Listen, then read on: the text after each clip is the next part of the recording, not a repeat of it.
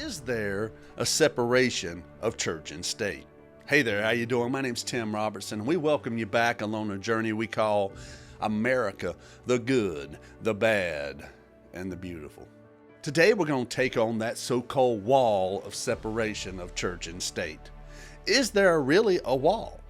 Is there limits on what the church can do? Is there limits on what the government can do? Let's look at the First Amendment. Congress shall make no law respecting an establishment of religion or the prohibiting of the free exercise thereof. The First Amendment's very clear. It says Congress shall make no law.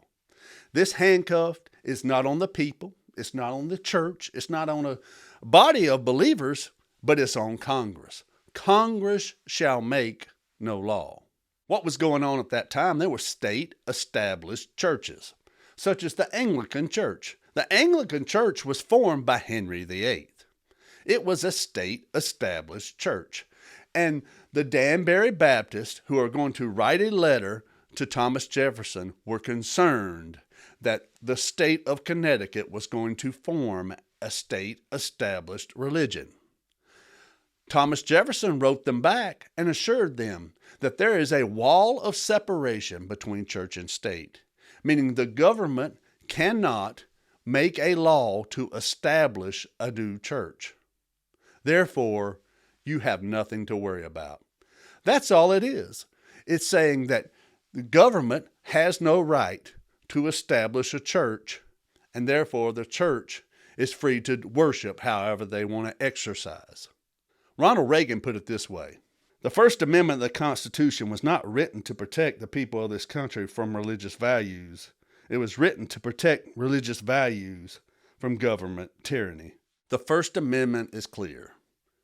The government cannot tell you when and where and how to worship, but you, as a citizen, can tell the government when and where and how to govern, because the wall of separation is keeping the government out, not the church in. People have misused the idea of the separation of church and state, and they do it for an agenda.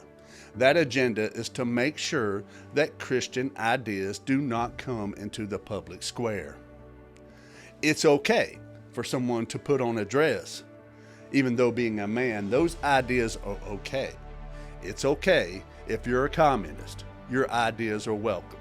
You can be a Marxist, and those ideas are okay. It's okay to flaunt your gender or flaunt your sexuality. Those are allowed in the public square, but this is a reason to suppress the Christian values from the public square. That's all it is.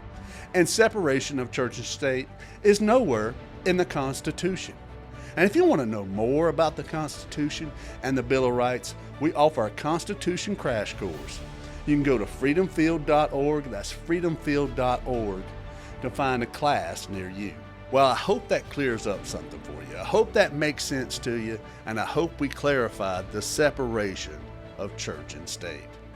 In the meantime, we want you to stay tuned, stay blessed, and live free.